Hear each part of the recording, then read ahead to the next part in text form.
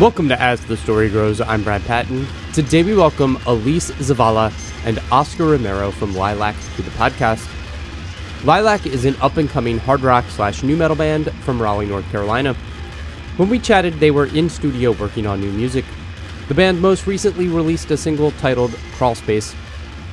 Alyse and Oscar share their backgrounds and how they contrast, how Oscar wanted to rap in a rock band, Alyse's career as a hacker, the Eras Tour, and more.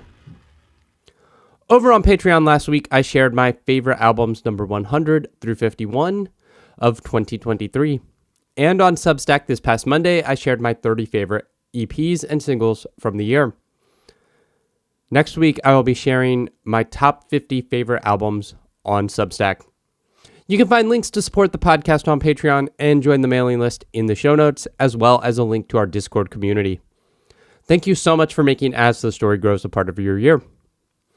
Enjoy today's chat with Alyse and Oscar from Lilac.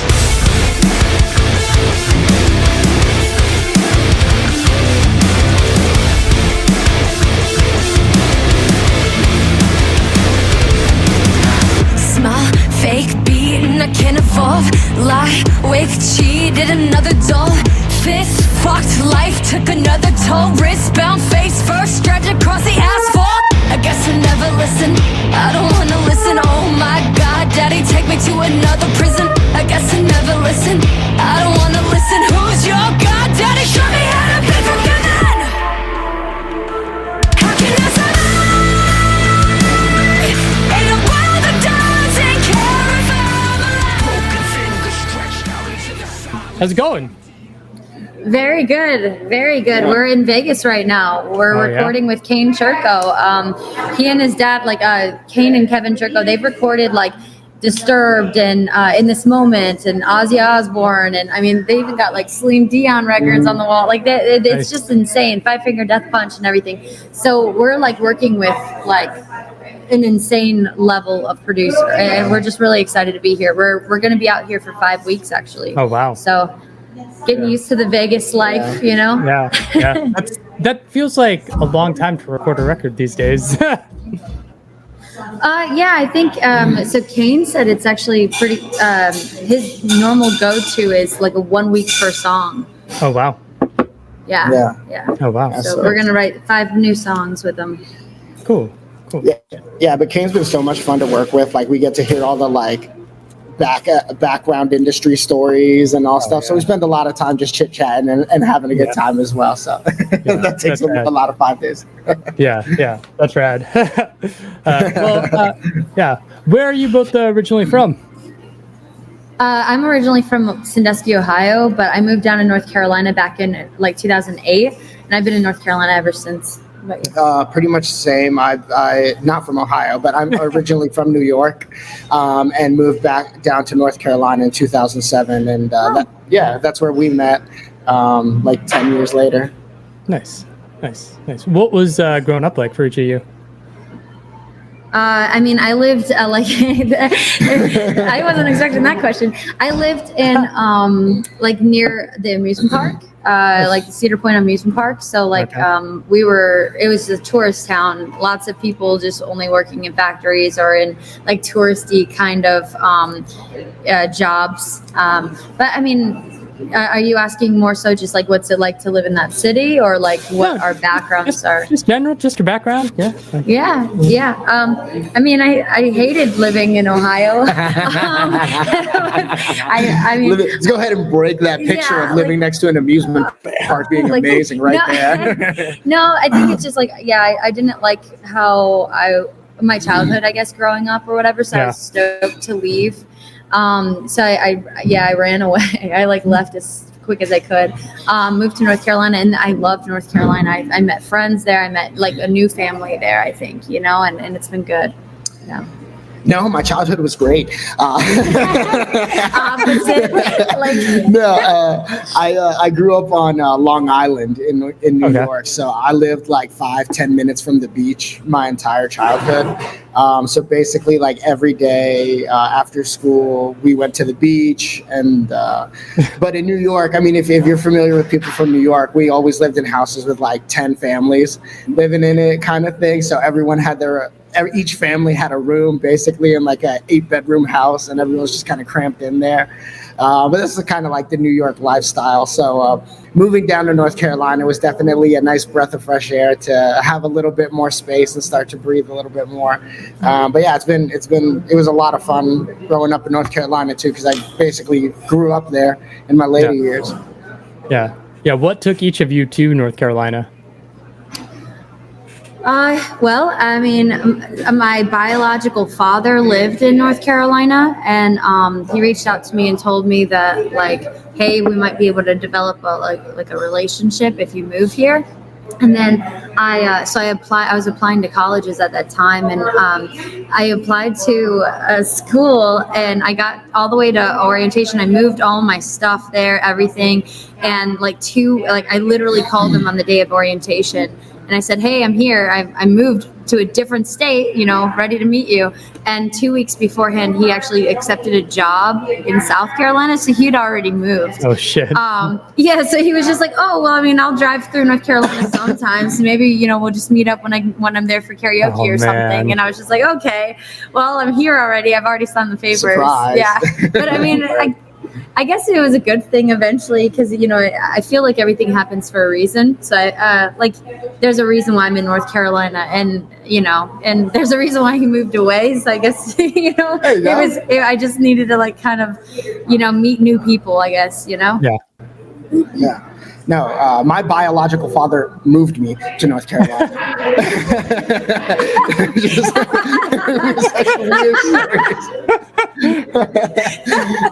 So yeah, opposite track, Yeah. I was just dragged to North Carolina. See, but that's the thing. I had no idea what North Carolina or living in the South was. Yeah. And I lived in New York my whole life, and my parents just kind of moved to North Carolina because it was like the idea like things would be a little bit easier, a bit slower pace. But to me, I thought everything was like farmland and like kooky, crazy people that were gonna have no, that's in Ohio. Crazy things to feel. The South too. I feel like because I mean my complexion is a little bit sunburned, a little bit, and so like I had this crazy expectation, but it wasn't like that at all. I mean, we moved to North Carolina, right in the heart of Raleigh, North Carolina. And then it's been absolutely amazing since. I got to meet some beautiful people as soon as I got there, and I went to college in North Carolina, and I spent 6 years living in the mountains, and the beach is 2 hours away, so absolutely perfect. I love North Carolina. Yeah. Let's talk about music. What got you into music? Well, I mean, I used to love listening to, so I've always loved to sing. I actually started writing like songs just a cappella for my church when I was like 6 years old. And then I guess later on, as like my household got worse and worse, I kind of like lost the whole singing for God sort of thing, but it was more of just like, I just used to use music to, I guess, escape sort of stuff. And so I love singers that have a lot of pain in their voice, and you could just like sit in a locked room and just like sing at the top of your lungs, and like I think lyrics that talk about pain or talk about emotion or things that they're going through, the struggle, made me feel like I could relate and that I wasn't alone, And I think music was just a really big part of me, I guess, surviving, and I've been big on that. I like anything that has like a really challenging voice too. I love like Chris Cornell and like Etta James and like Celine Dion, like people where you could tell like I have like you got to practice to hit those notes and stuff. I love it. Big fan. Yeah. Cool. I also began singing a cappella in church. No, I'm just kidding. I'm just trying to steal the whole story. Yeah. That's rock and roll. No, funny because my parents are like super diehard, like evangelical, Pentecostal, Southern Bible Belt Christians. Anyway, but so I had to rebel. But I actually grew up playing all kinds of instruments. I played recorder, violin. I was in chorus. I played drums, guitar, like all kinds of stuff growing up. And then later on in life, I just started like jamming with friends and, freestyling over stuff. So I'm the rapper for Lilac now. But really getting started, it was just kind of freestyling over like funk music with some friends of mine, grew up listening to like Chili Peppers and stuff like that, and Rage Against the Machine, Eminem, now like J. Cole, Kendrick Lamar, stuff like that. And it's all history from there, just one project to the next until I crash landed in Lilac. And Nice. He answered a Craigslist ad. I was trying to get rappers for the band, but like half of the profiles that I was seeing just used like a pile of money as the profile picture. I was like, oh god, that's not. I had a pile of chains. I was like, yeah. So and then I found Oscar's. Yeah, so I mean, goes to show kids out there, don't be too scared to meet strangers off the internet. Yeah, sure. It's so funny how many stories are just like, a band member found on Craigslist. And like, I guess that works because like anytime you try to sell something on Craigslist, you just get like spam accounts. And I'm just like, how do people find band members on Craigslist? People actually use it for good? Yeah, so that's the thing. Because I actually spent a lot of time searching for like other musicians on Craigslist, and I ended up being a drummer in like a jazz band and like jamming with all kinds of people before Lilac. And so I would say the musician community on Craigslist is really good. Yeah. And then I was like, I want to rap for a rock band, and the post was just there. It's like locked in perfectly. It was just written in the stars, meant to be. Oh, I thought that you were just looking up like rapper posts. That's cool. I didn't realize you were looking to be. Oh, no, I was specifically looking for a rapper in a rock band. Learn something new every day. That's nice. Nice. Before the Craigslist ad, how did Lilac get started? Yeah, so I was basically, I've always loved the idea of, I loved Linkin Park growing up, and I loved the idea of like rap and rock combined.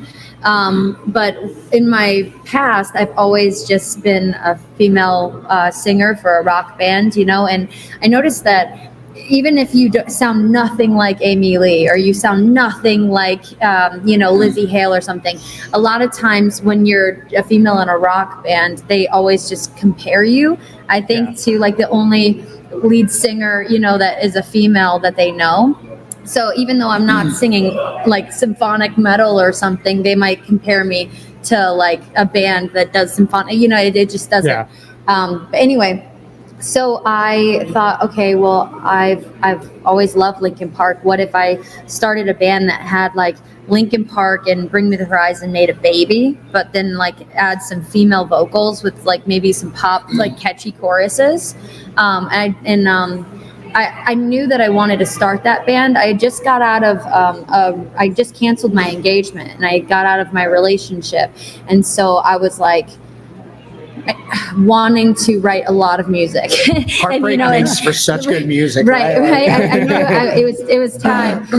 But I didn't know if I was ready for actually starting it yet. But Cam, who is our keyboardist, who writes all of the skeleton instrumentals and stuff, he had asked me, we met through his ex-girlfriend, just mutual friends, like out in a park. And we went to her birthday party, and he was like, I need some vocals on some tracks that I made, which, by the way, those were like synth wavy, like 80s pop kind of sounding, and it's not my vibe. Never would have expected that out of Cam. Very much Cam sounds. But anyway, it wasn't the music that I liked, but he just wanted like my voice over top. So I was like, okay, I can do that. So I went over to his house or whatever, and I sang some, and then we just got on the topic of me starting a band. But I was like, but I want to start like an actual rock band, with some metal breakdowns, nothing that you do. and he was, look how dismissive she is immediately. It was just like I respect him and his art that he was creating and stuff, of course, but it was just like a way different genre than what I was going for. And Cam was just like, I want to audition. Like, let me make some songs.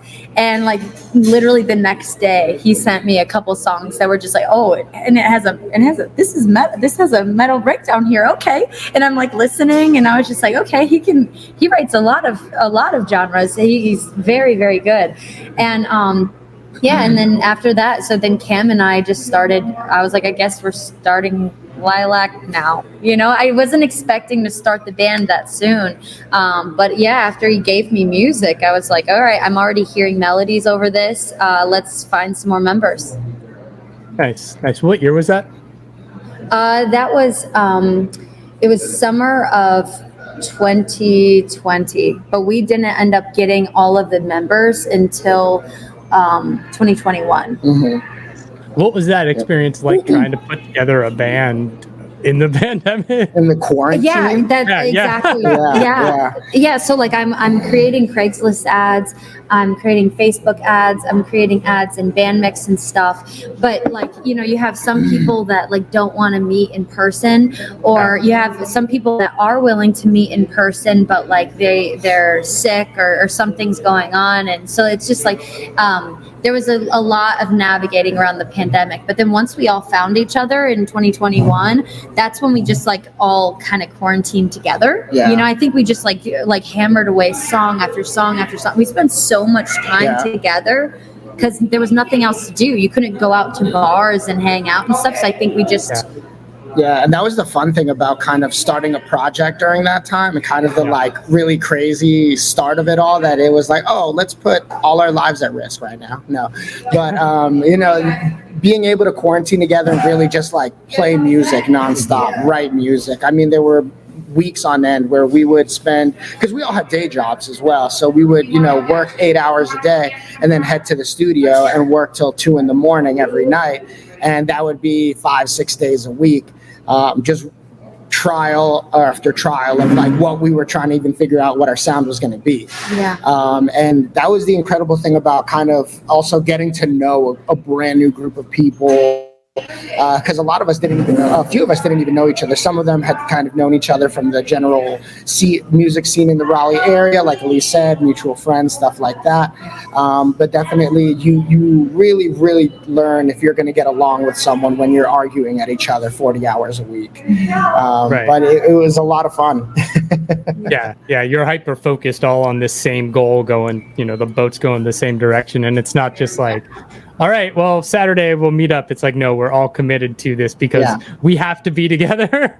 Yeah. Right. Yeah, absolutely. And that's what I tell them all the time too. It's like, it's crazy to think that you could find a group of 6 people, adults, to like put their schedules all together at one, and like day in, day out, and put a common goal behind it. And that's what's been really cool about our development over these last few years, and being able to go on tours and write all the music and come out to places like Vegas to write with Kane Churko, is that like that goal has stayed consistent over time. Of we're pushing this project forward past all of our egos, all of our desires and wants. Like, we realize how important the project is.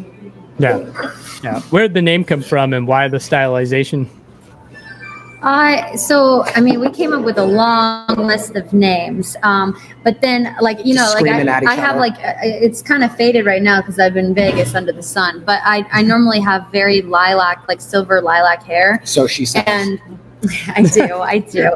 And anyway, so like I normally have like a pastel, like lilac hair. And so we thought, okay, well, what if we just kind of like, I think it was Cam who brought it up. One of them brought up, well, why don't we just name the band like Lilac, or like Lilacs in the Attic, or something weird, like that.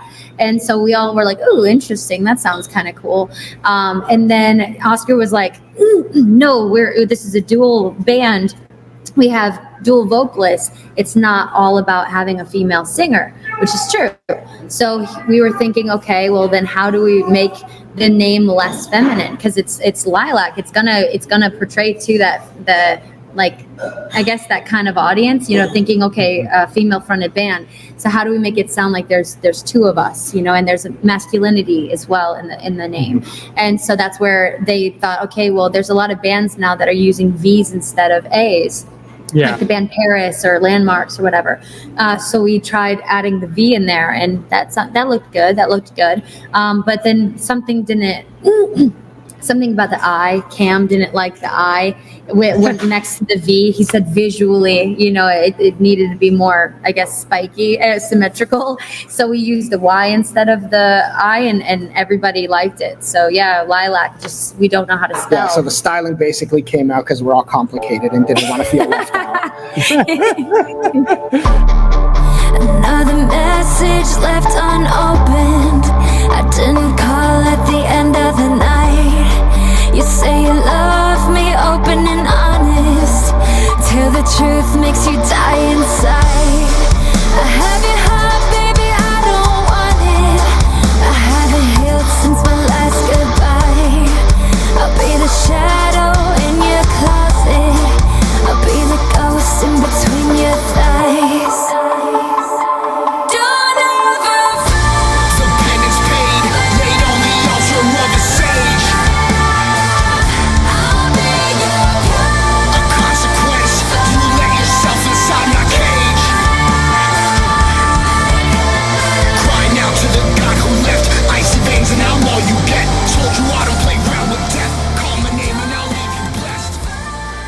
What's the local music scene like there in Raleigh? And I mean, for a band, because so much music is internet based, like, are you focused locally, or is there a global expectation because, of Spotify and, social networks?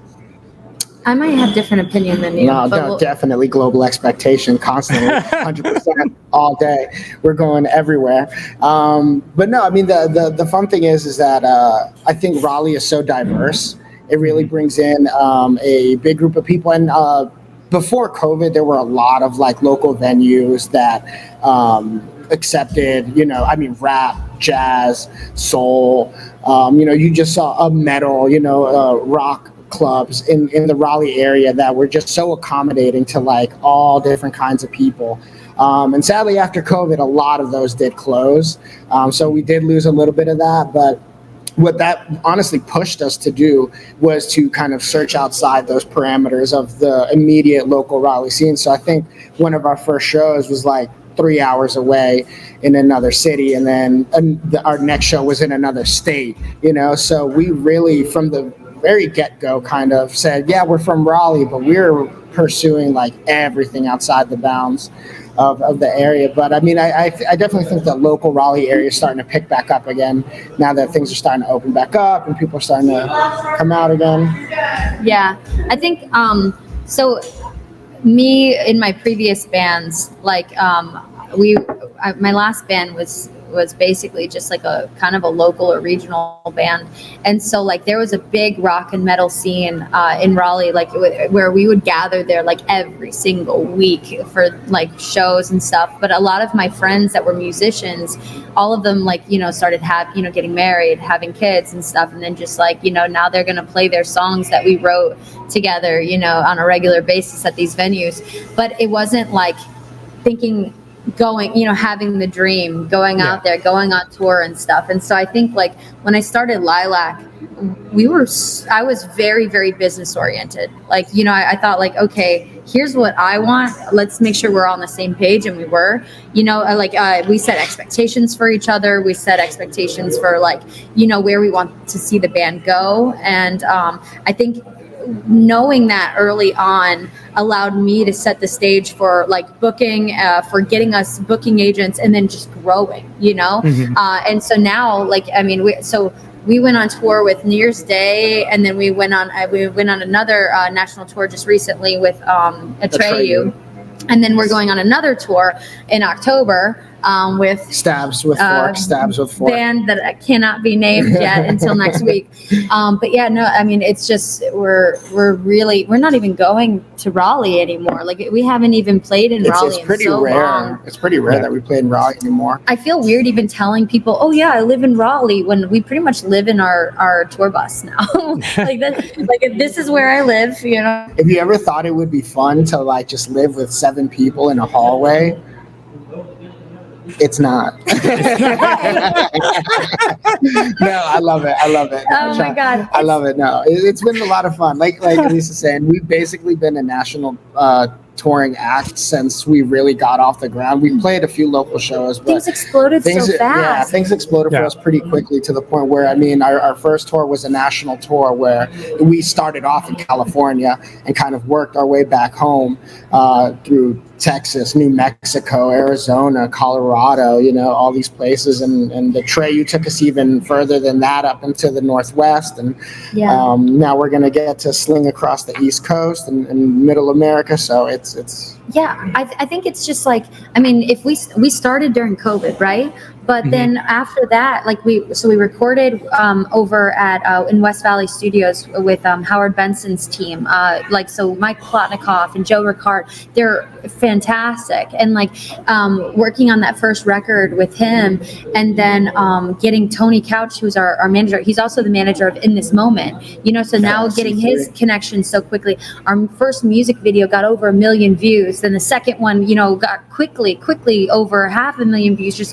Things just kind of started going so fast that like I realized, I was like, man, we got to fix our bus, you know, because at the time our RV had 3 pull out, like it had a queen bed, and then the kitchenette turned into a queen bed, and then we had the bed in the back. So we all had bunk buddies. Well, yeah, I mean, essentially, like we all had, like, we didn't have our private space, you know, but to be on the road so often, you kind of get in a really bad headspace if you don't have one little area that you can go to clear your head, and it's just like you know, to be private.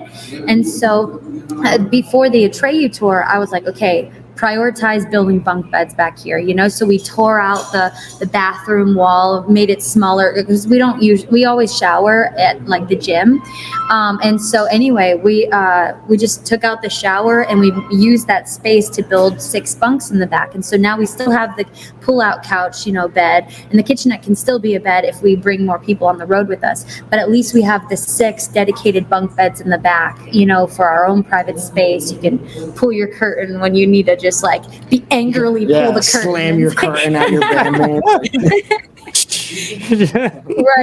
Right. Never on top. Oh man. And it seems like coming out post-COVID, there seems to be this resurgence of like early 2000s radio rock and nu metal. So being a band that is in that Linkin Park type space, like, is really helpful, because I think people are not as like, ooh, butt rock, and people are just like, oh, that's a good fucking band, right? Like, oh yeah, I mean, we've played with a lot of bands like that as well, who are kind of making their first steps on the scene. And no, everywhere we go, especially just because I mean, I'm not gonna lie to you, we throw down on stage. Like we're like super high energy, and that's one of our biggest focuses when we're out performing and on tour, is that like, if you come to a Lilac show, like, you are gonna watch us just obliterate. I mean, we headbang, we jump around. Cam lifts his keyboard above his head. Like, we climb light towers, we hang from light towers, and we headbang from up there. Cam has made all of his keyboards like wireless, like, so even he has a little small keyboard at the top of the light towers. So after he climbs the light towers, he'll play keyboard up there. Like, we're all over the place, and yeah. It's about the performance, about the story, and I think we're all kind of like living out our dream out there, you know. So it's like the absolute most we can make out of like, oh, like, I have a stage now, like, I'm about to fucking do it up, you know. And so it's just been so much fun getting to do all these incredible things and having crowds just like, you know, vibe it up. And like you're saying, you know, people are just coming back out wanting to be filled with good energy and like throw down. So it's been so much fun. Yeah. It's like, you know, this is your dream and you're making it happen, and who knows how long it will last. And we just learned from COVID it could go away like that. Like, just go for it. And you know, exactly. There's no holding back anymore. You just gotta every night just sweat your ass off. Yeah. Alyse, this press release says you're also a part-time hacker. I'm not part-time, I'm full-time. You're a full-time hacker? Yeah. Yeah, no, so like my regular day job, we all work our day jobs on the road, so I souped up the bus. We have a lot of hot spots that we can choose from or whatever. And we just basically, bring our laptops. We do our regular day jobs remotely. And then at night, it's time for sound check and it's time to rock out, every single day it's day job, sing, day job, sing.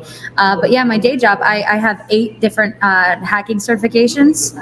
So one of the hardest hacking certs in the entire world is the GXPN, and it's all custom buffer overflow exploits and building like 0-day vulnerabilities from scratch.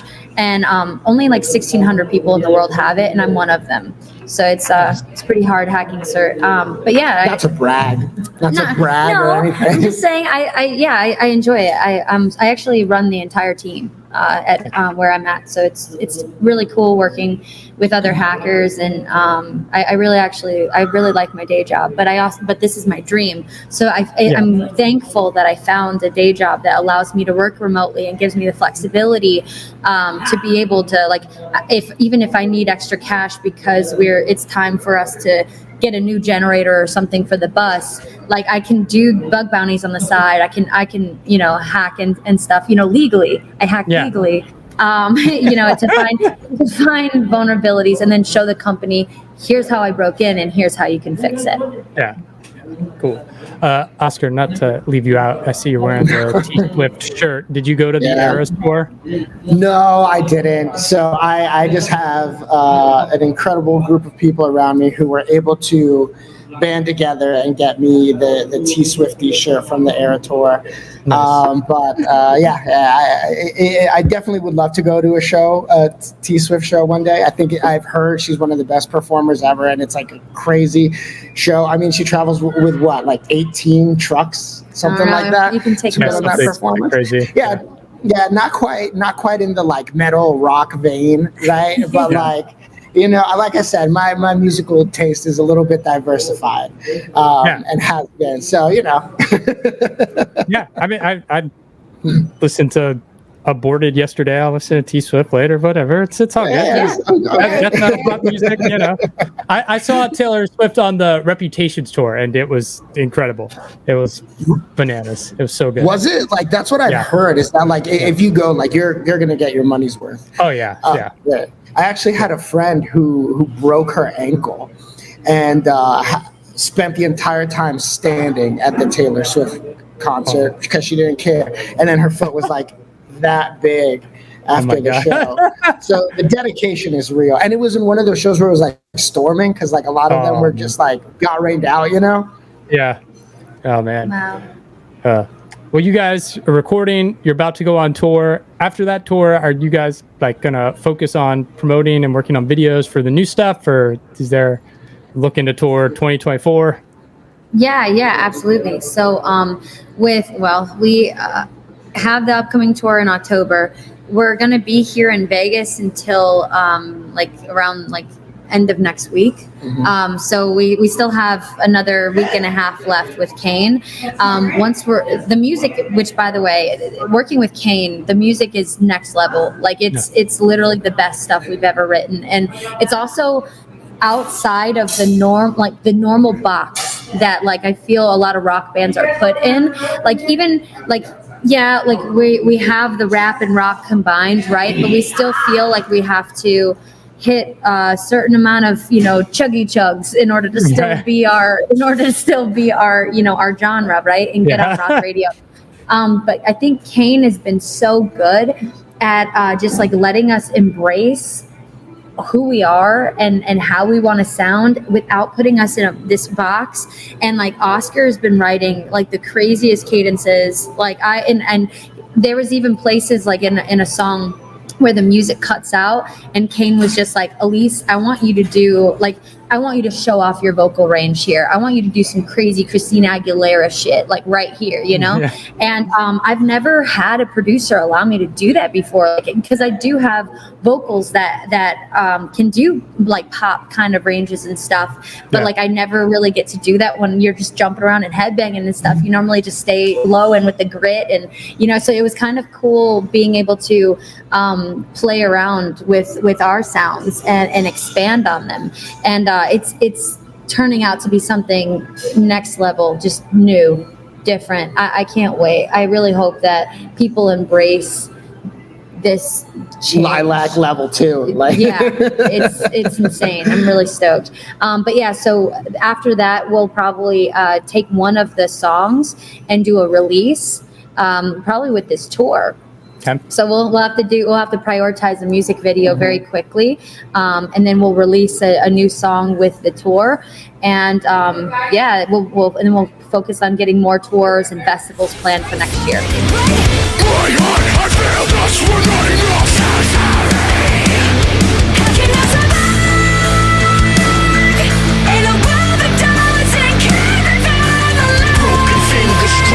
Into the silence, empty eyes look on, waiting for the guidance.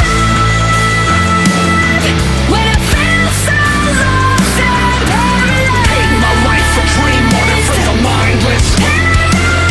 How can I survive this?